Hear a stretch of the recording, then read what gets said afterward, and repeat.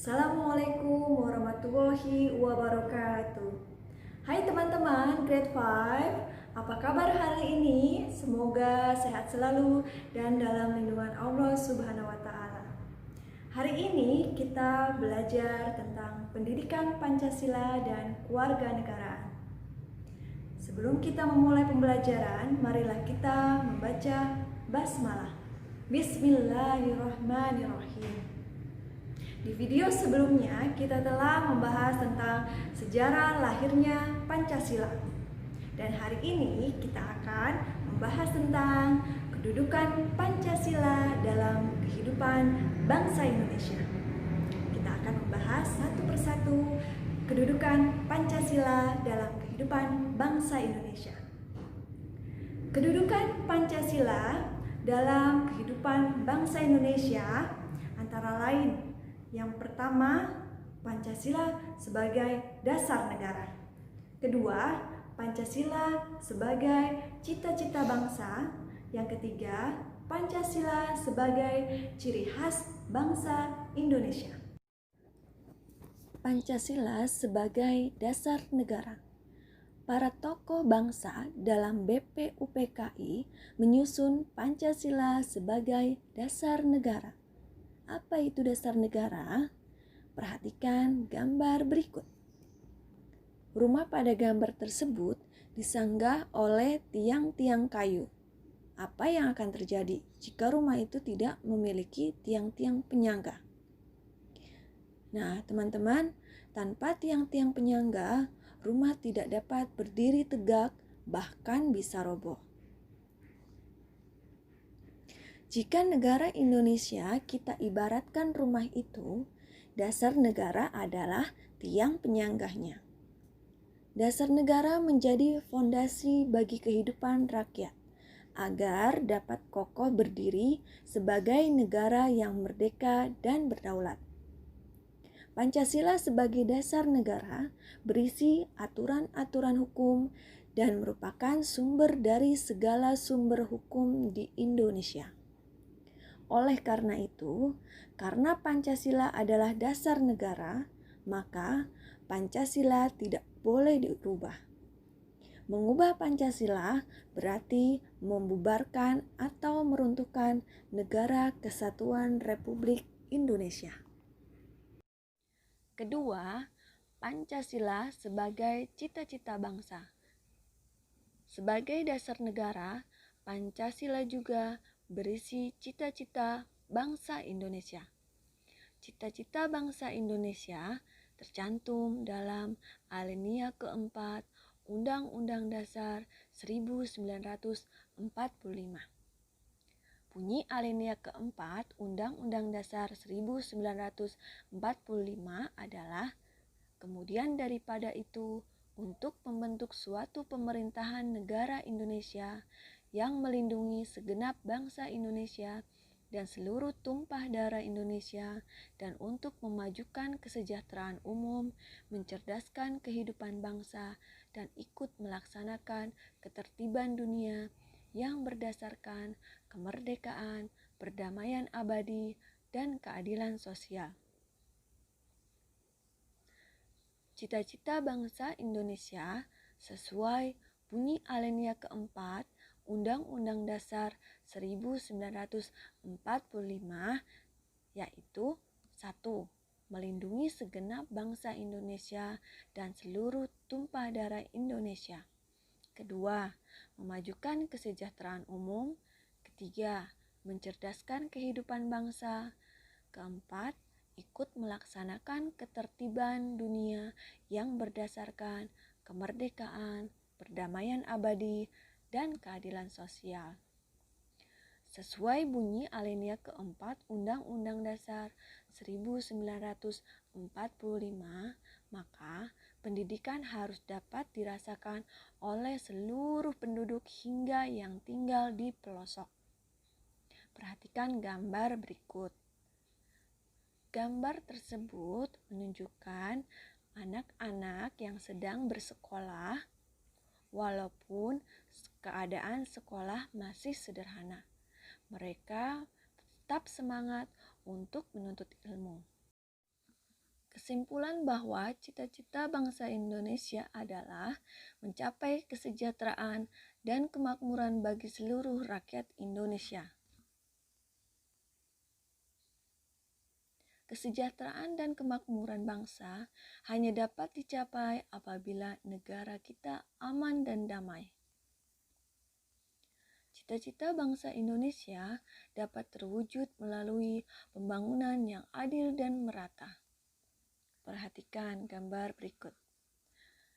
Ada pembangunan jalan tol, pembangunan MRT, pembangunan jalan layang, dan pembangunan jalan raya. Pembangunan tidak hanya dilakukan di kota-kota besar. Pembangunan juga dilakukan di daerah pedesaan, pesisir pantai, bahkan pulau-pulau kecil. Dengan demikian, manfaat pembangunan dapat dirasakan oleh seluruh rakyat Indonesia. Kegiatan pembangunan yang dilakukan pemerintah harus didukung oleh rakyat. Bentuk dukungan rakyat adalah dengan membayar pajak. Pajak yang diperoleh dari rakyat nantinya akan digunakan oleh pemerintah untuk membiayai pembangunan. 3. Pancasila sebagai ciri khas bangsa Indonesia. Pancasila berfungsi sebagai identitas bangsa. Pancasila lahir bersamaan dengan lahirnya bangsa Indonesia. Pancasila merupakan ciri khas bangsa Indonesia yang tidak dimiliki oleh bangsa lain.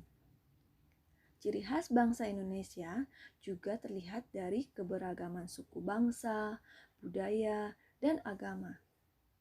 Bangsa Indonesia belajar untuk saling menghargai dan menghormati dengan adanya perbedaan.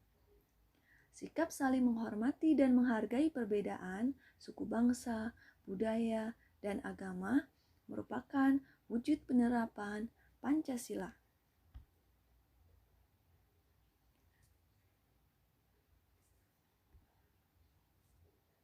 Nah, ini adalah gambar keberagaman suku bangsa.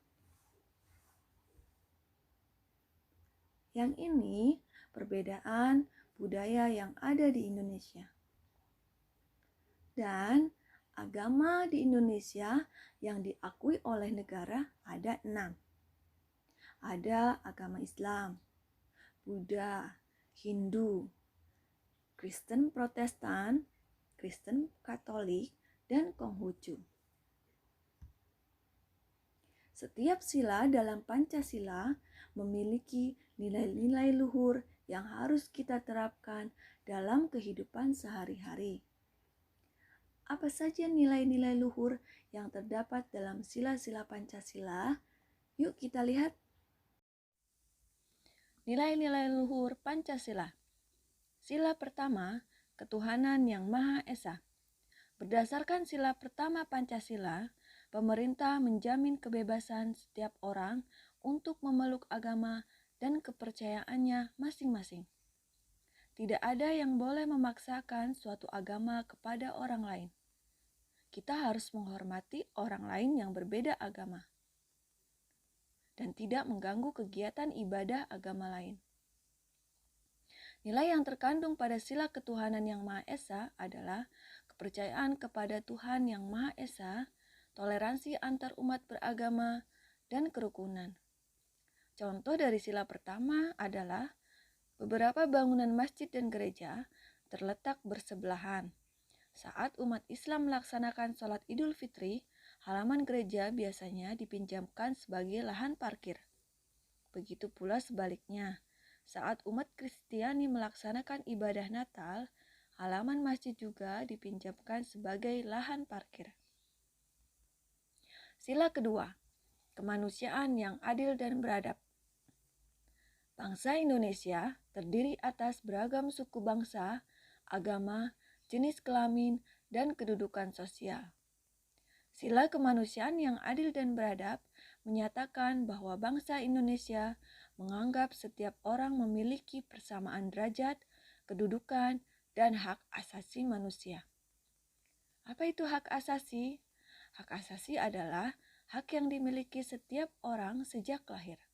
Contohnya, hak untuk hidup, dan mendapatkan rasa aman. Oleh karena itu, tidak ada orang yang boleh merendahkan atau bertindak semena-mena kepada orang lain. Nilai yang terkandung pada sila kemanusiaan yang adil dan beradab adalah persamaan derajat, tenggang rasa, dan peduli kepada orang lain. Contoh dari sila kedua adalah mengantri dengan tertib dan memberi bantuan saat orang lain tertimpa bencana. Sila ketiga, Persatuan Indonesia. Sila Persatuan Indonesia menyatakan bahwa bangsa Indonesia mengutamakan kepentingan bersama di atas kepentingan pribadi.